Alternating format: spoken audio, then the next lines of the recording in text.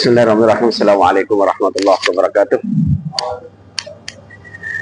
Alhamdulillahil aliyyil kabir, al-latifil khabir al-qayyum ala kulli nafsin bima kasabat wal mujazzilaha bima 'amilat. Nahmaduhu wa nashkuru wa natubu ilayhi wa nastaghfiruh wa na'udzu billahi min shururi anfusina wa min sayyiati a'malina. Man yahdihillahu fala mudilla lahu wa man yudlil falan tajida lahu waliyyan mursyida.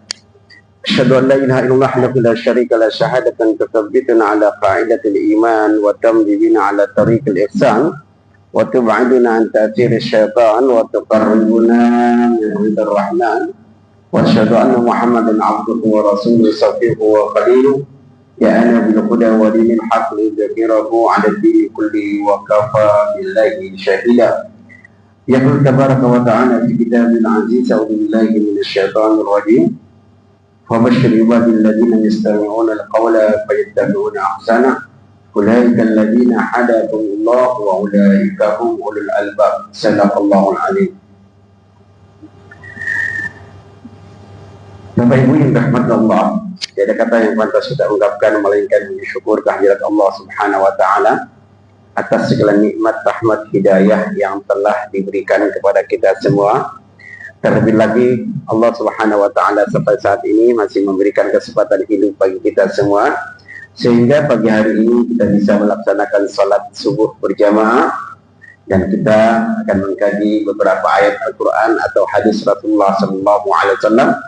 Kita mengharap kepada Allah Subhanahu wa taala ini menjadi pundi-pundi amal kebajikan kita di sisi Allah Subhanahu wa taala di saat harta dan anak-anak kita nanti tidak lagi bermanfaat di hadapan Allah. Para jemaah yang dirahmati Allah, di dalam Al-Quranul Karim dalam surat An-Nahl, kita akan buka surat An-Nahl ayat 78.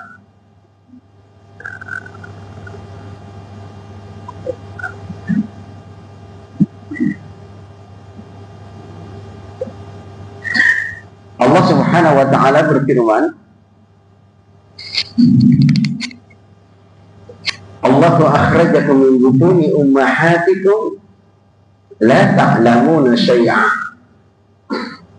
wa ja'ala lakum as-sam'a wal absara wal af'ida la'allakum tashkurun. Allah lah yang telah mengeluarkan kalian dari rahim ibu-ibu kalian, la ta'lamuna syai'an.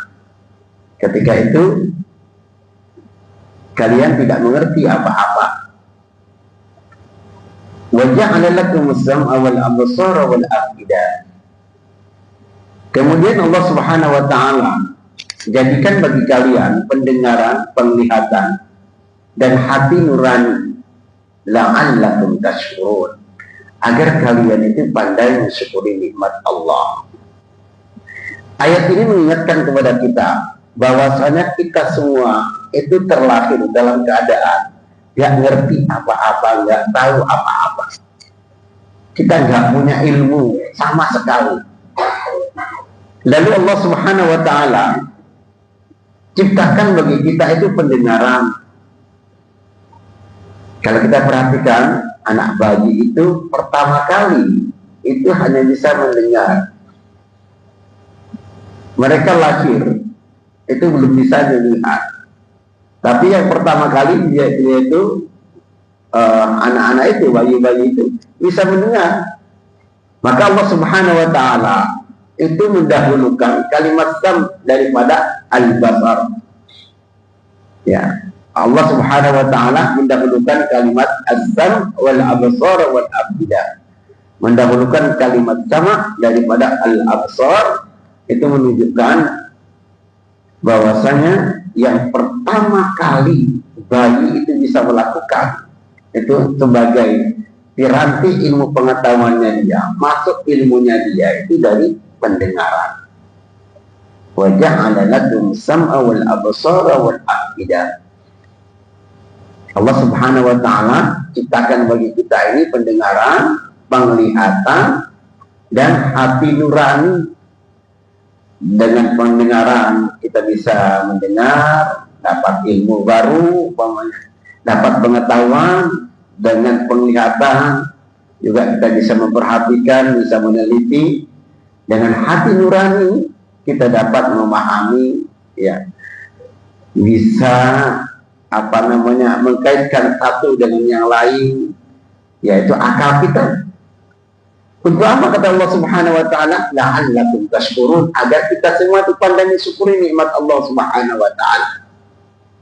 Jadi Allah Subhanahu wa taala itu menciptakan bagi kita 3 piranti ilmu pengetahuan ini untuk apa? Ujung-ujungnya agar kita pandai mensyukuri nikmat Allah Subhanahu wa taala. Kemarin kita sudah sampaikan hadis Rasulullah sallallahu alaihi wasallam, di mana baginda Rasulullah sallallahu alaihi wasallam satu ketika pegang tangan Mu'adz bin Jabal.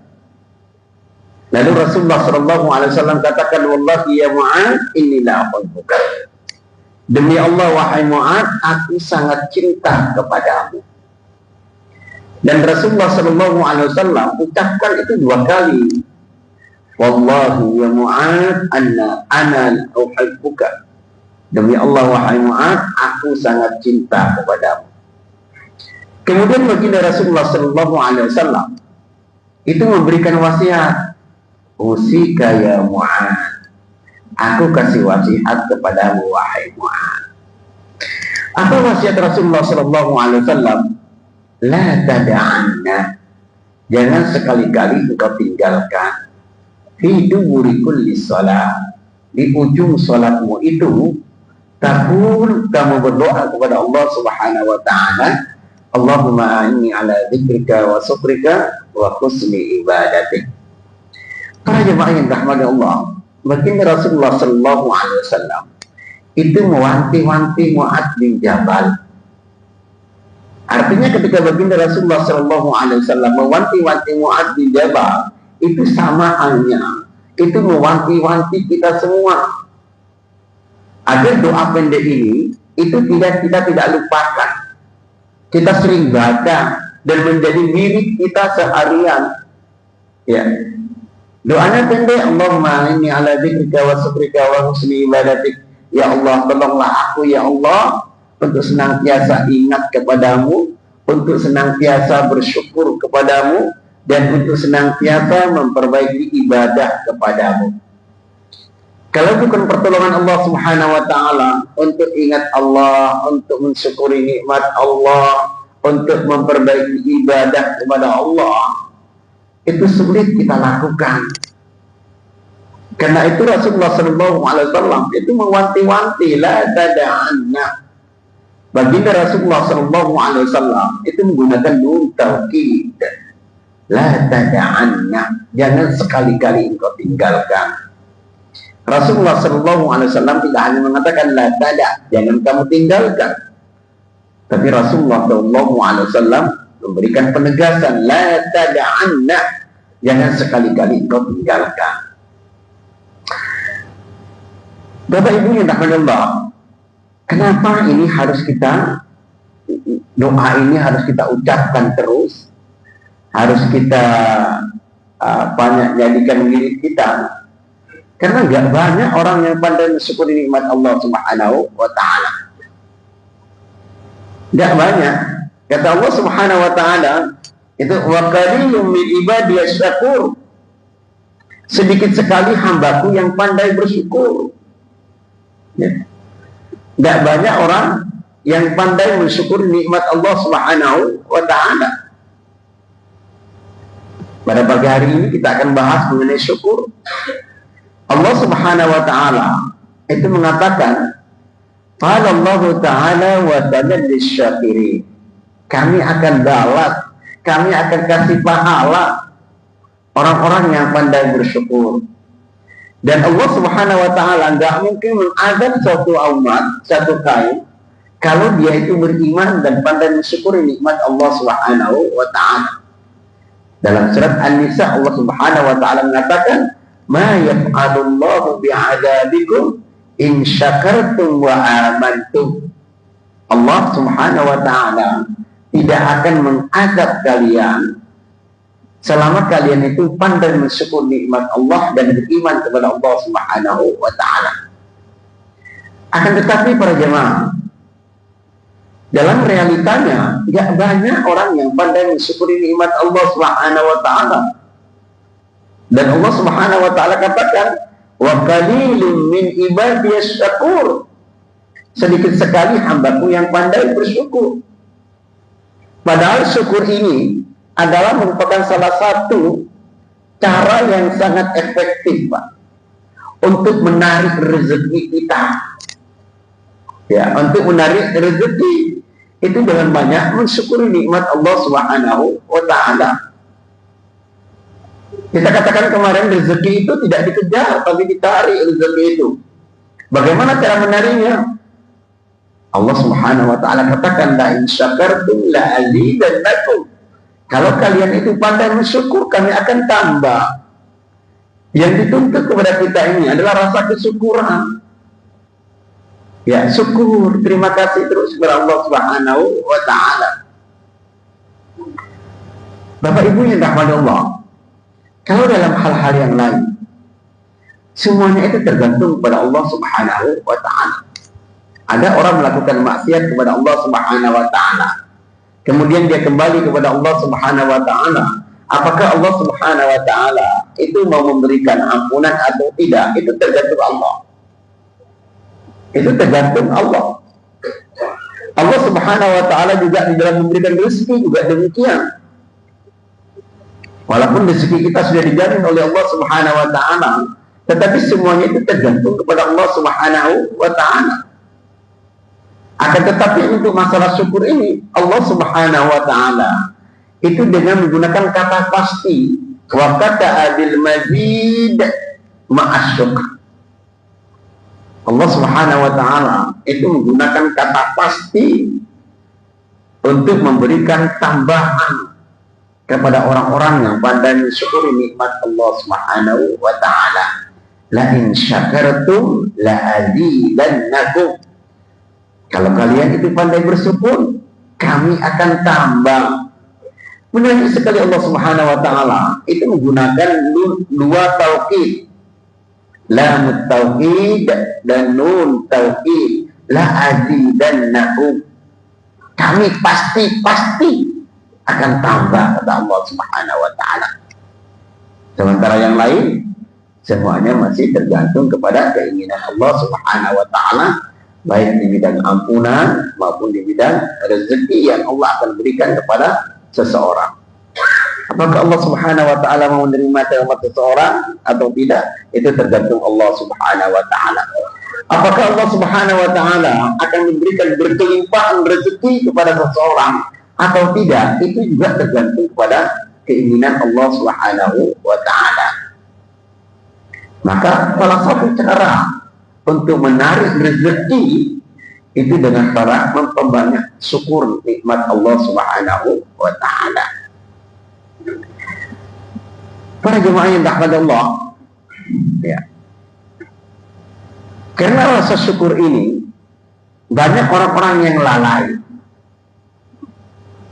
Banyak orang-orang yang lalai. Tidak banyak orang yang pandai mensyukuri nikmat Allah Subhanahu wa taala. Dan ini menjadi kelemahan kita. Menjadi kelemahan kita. Oleh sebab itu, iblis sangat paham betul hal itu. Iblis sangat paham betul tentang hal ini. Maka iblis itu dalam tekadnya, dalam surat Al-A'raf, kita akan buka dalam surat Al-A'raf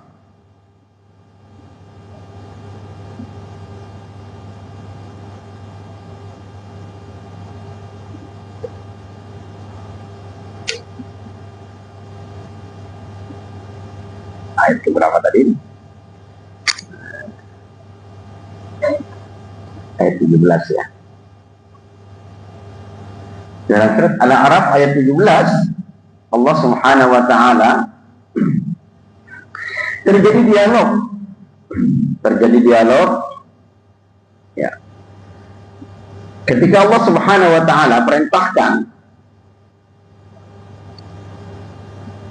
semuanya bersujud kepada Adam alaihissalatu wassalam.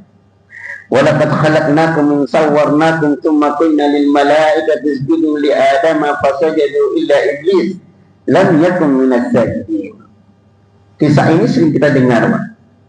Ketika Allah Subhanahu wa taala selesai menciptakan Adam alaihi salatu wassalam, maka Allah Subhanahu wa taala perintahkan seluruh malaikat untuk sujud.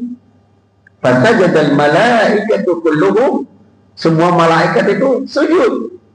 Illa iblis lam yakun minas sajidin, kecuali iblis.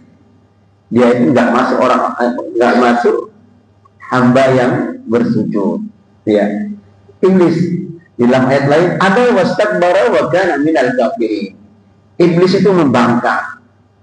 Lalu Allah Subhanahu wa taala itu nanya, qala ma mana'aka alla tasjud in amartuk. Kenapa gerangan yang menyebabkan kamu itu nggak mau sujud ketika aku perintahkan kepadamu? Kata iblis, qala ana khairum minhu khalaqtani min nar wa khalaqtahu min tin. Ya. Aku ini lebih baik daripada dia. Engkau ciptakan dia itu engkau ciptakan aku dari api, sementara engkau ciptakan di Adam itu dari tanah. Ana khairum minhu khalaqtani min nar wa khalaqtahu min tin. Jadi ini penyakit pertama, merasa dirinya itu lebih baik. Ketika seseorang itu merasa dirinya lebih baik, ini penyakit yang ditularkan oleh iblis, Pak. Ya, penyakit yang ditularkan oleh iblis, merasa dirinya baik. Dan itu berdasarkan logikanya sendiri. Maka Allah Subhanahu wa taala melanjutkan, qala fahbit minha fama yakunu laka an tatakabbara fiha fakhruj innaka minas saghirin. Ya, Allah Subhanahu wa taala kemudian mengusir iblis. Gak pantas dia itu menyombongkan diri. Akan tetapi iblis tetap ngeyel. Ya. Masih minta kepada Allah Subhanahu wa taala, qala anzirni ila yaumi yub'atsun. Ya Allah, berikan kami tangguh ya Allah.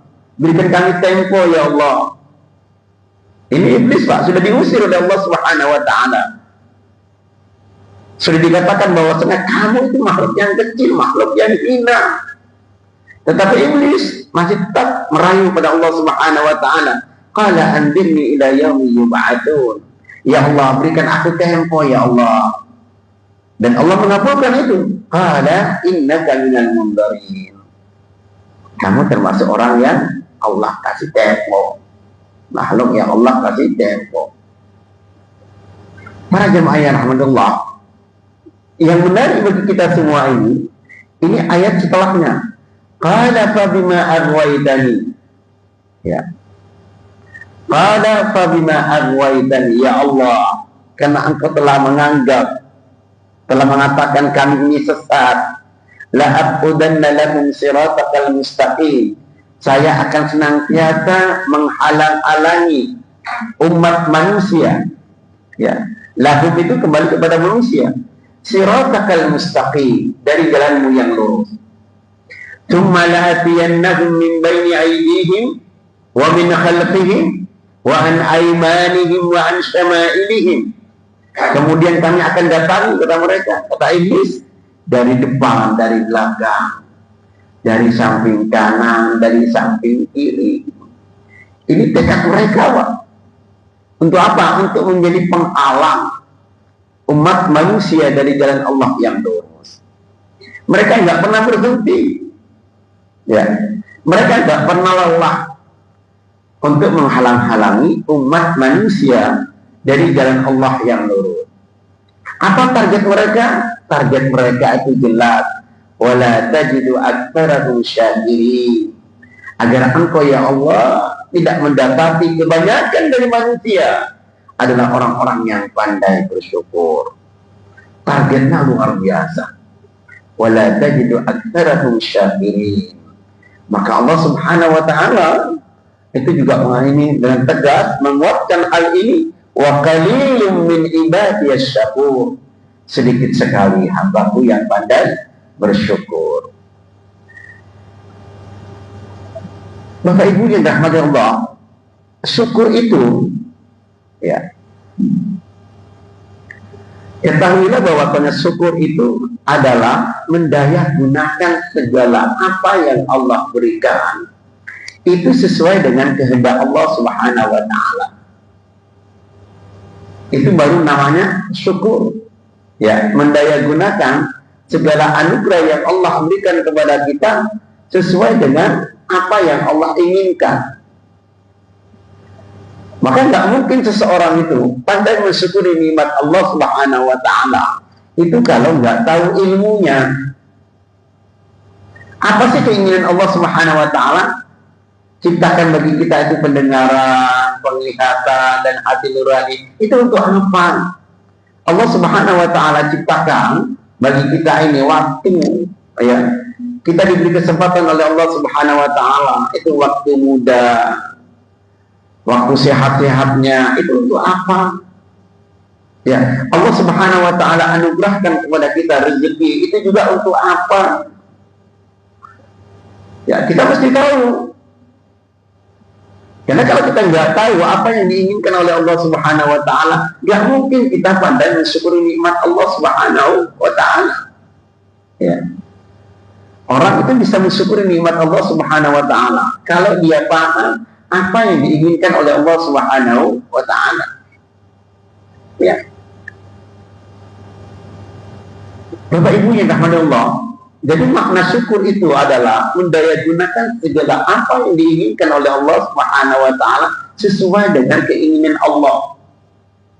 Sementara yang disebut dengan kufur nikmat itu adalah tidak mendaya gunakan, tidak menggunakan nikmat Allah itu sesuai dengan apa yang Allah inginkan. Boleh jadi dia itu nggak makan itu, atau boleh jadi dia itu gunakan nikmat itu untuk hal-hal yang tidak diinginkan oleh Allah Subhanahu wa Ta'ala. Bapak Ibu yang dirahmati Allah, saya kasih contoh yang sangat sederhana. Kita pernah memberikan sarung BHS kepada kawan kita, ya, untuk dipakai, mungkin untuk dipakai sholat, atau untuk dipakai di hari raya, atau untuk dipakai di ketika hari Jumat. Kita sudah kasih itu BHS, baru BHS itu. Ketemu di masjid, dia lima waktu sholat, enggak dipakai ya sarung saya. Di Jumatan ketemu enggak dipakai sarungnya itu. Di hari raya juga ketemu juga enggak dipakai. Oh, jangan-jangan sarung yang kita kasih kepada kawan kita itu dia enggak suka, dia enggak senang. Ya, kenapa sih kok enggak dipakai itu sarung itu? Ya, satu ketika kita datang ke rumahnya, dan kita silaturahim. Ternyata sarung BHS yang kita kasih, dia gunakan untuk apa? Untuk apa namanya itu kalau masuk rumah itu? Koset. Ternyata kan BHS yang kita kasih kemarin itu digunakan untuk koset. Kira-kira gimana hati kita, Pak? Kita yang ngasih sarung BHS itu, perasaan kita gimana? Selama ini kita sudah tunggu-tunggu, sholat 5 waktu nggak dipakai, sholat Jumat nggak dipakai, sholat hari raya nggak dipakai. Tiba-tiba ketika kita silaturahim ke rumahnya, ternyata sarung BHS yang kita kasih itu digunakan untuk jadi koset. Ngenes nggak, Pak? Kira-kira, Pak, hati kita? Begitu juga rasa syukur kita kepada Allah Subhanahu wa Ta'ala. Juga demikian, Allah kasih nikmat kepada kita, lalu kita tidak gunakan secara baik, ya, itu namanya kufur nikmat. Atau kita gunakan nikmat yang Allah berikan kepada kita, itu bisa hal-hal yang Allah Subhanahu wa Ta'ala itu nggak suka, Pak. Ya, orang dikasih harta yang melimpah, kemudian gaya hidupnya seperti Qarun, Gaya hidupnya seperti Qarun. Nah, ini uang saya kok, hasil kerja keras saya. Ngapain saya bantu orang lain? Ngapain saya mau ini? Mendingan saya senang-senang. Mau kemana aja saya jalan, terserah saya. Ini uang saya. Gaya hidupnya semacam itu.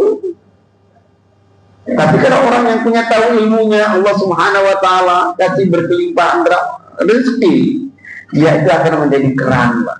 Jadi keran yang hanya akan mengalirkan rezeki itu sampai jauh ke hilir. Dia nggak pernah jadi tandon. Ini orang yang tahu ilmunya.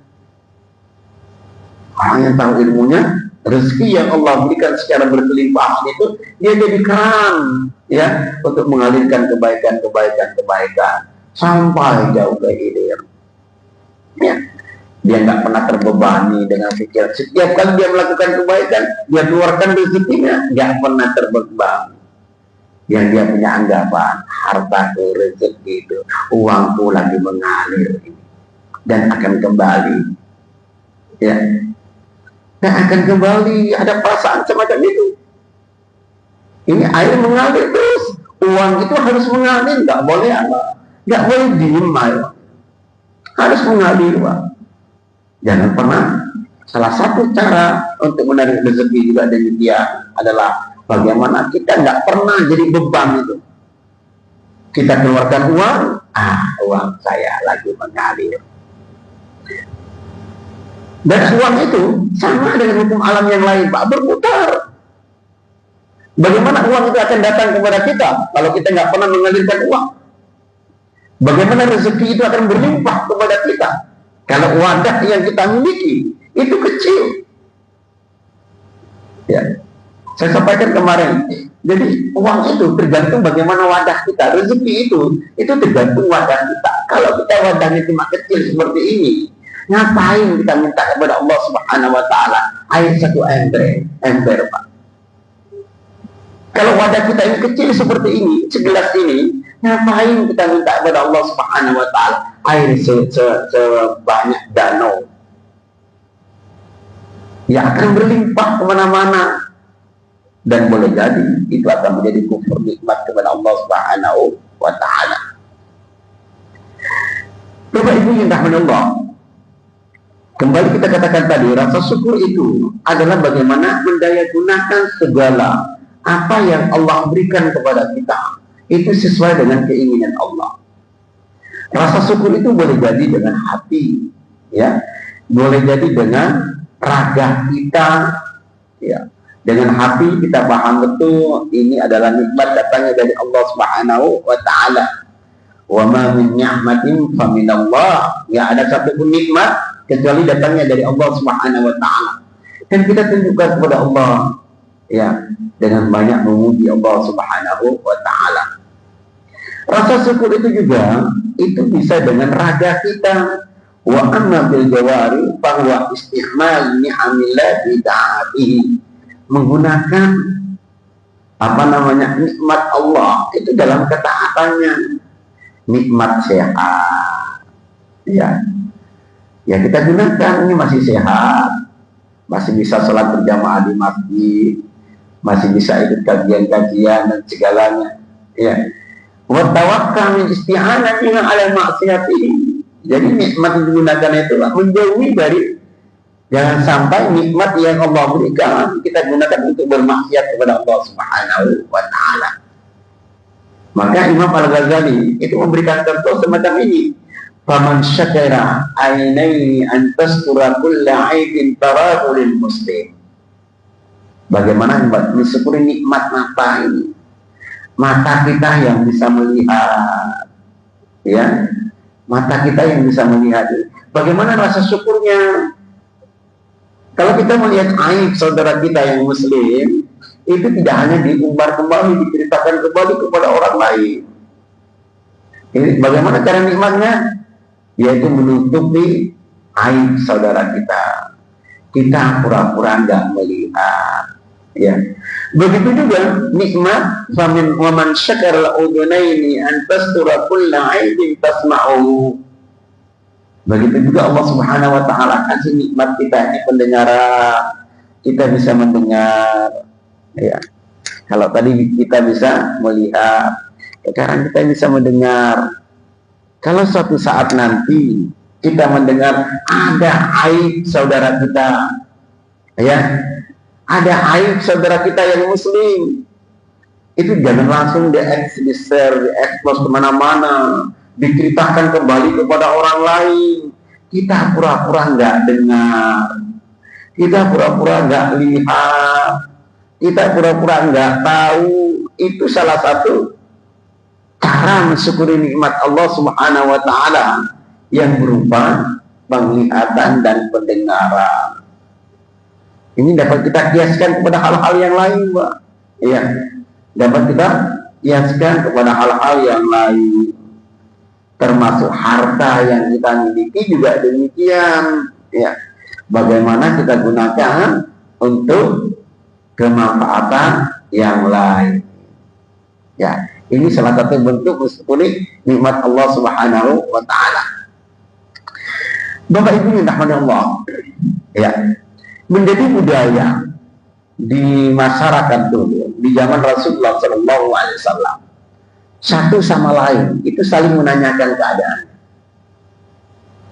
Satu sama lain itu saling menanyakan keadaan. Pak, gimana kabarnya?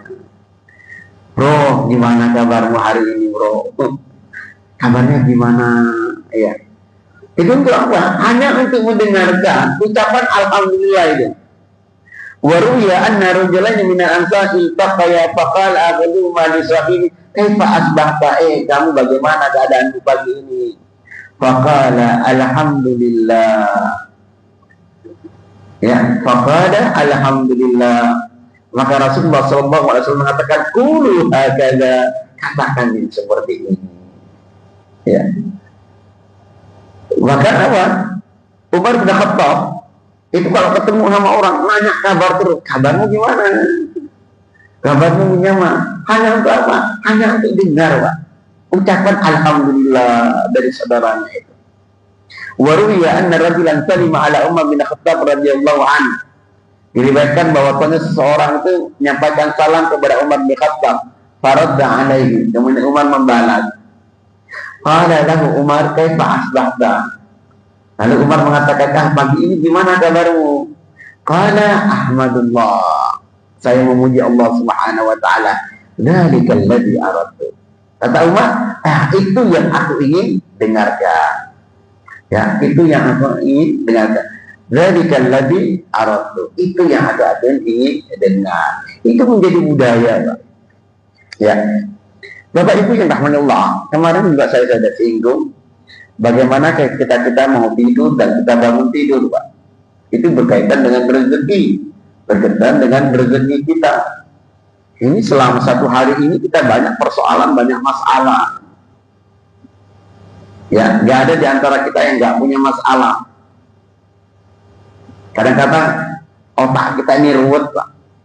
Ya, masalah demi masalah yang kita hadapi dan dalam keseharian kita. Ketika kita mau tidur, ya, ada doa yang diajarkan oleh Rasulullah SAW bagaimana menyerahkan semuanya itu kepada Allah Subhanahu wa taala. Allahumma aslamtu nafsi ilaika wa fawwadtu amri ilaika wa ja'tu dhahri ilaika. Serahkan segala urusan itu kepada Allah Subhanahu wa taala. Nah, dan ketika kita bangun tidur, itu juga ada doa yang diajarkan oleh Rasulullah SAW. Ya, kita tidak diapakan namanya, bangun tidur lalu mengingat persoalan-persoalan yang kita hadapi, tapi kita tunjukkan kepada Allah Subhanahu wa taala rasa syukur dulu. Maka doa yang pertama kali diucapkan ketika kita bangun tidur apa? Alhamdulillahilladzi ahyana ba'dama amatana wa ilaihin nusyur. Ya Allah, terima kasih ya Allah, aku masih hidup ya Allah. Terima kasih ya Allah, aku masih bernapas ya Allah. Terima kasih ya Allah, pagi ini aku masih bangun ya Allah. Alhamdulillah, ucapkan alhamdulillah dulu, Pak. Ya, kalau sekarang di zamannya anak-anak muda ada namanya afirmasi, baru kita ucapkan kepada Allah Subhanahu wa taala, ya Allah, Aku mohon ya Allah, hari ini penuh dengan keberkahan ya Allah. Ya Allah, hari ini ya Allah, segala urusan saya dimudahkan ya Allah. Ya Allah, hari ini ya Allah, rezeki saya berlimpah ya Allah. Baru itu mulai, Pak. Tadi ucapan kita apa? Pertama, alhamdulillah. Terima kasih ya Allah atas nikmatmu ini. Bapak Ibu yang dirahmati Allah, demikianlah barangkali kajian kita pagi hari ini. Terima kasih atas segala perhatian. Mohon maaf atas segala kekurangan. Wabillahi taufiq wal hidayah. Assalamualaikum warahmatullahi wabarakatuh.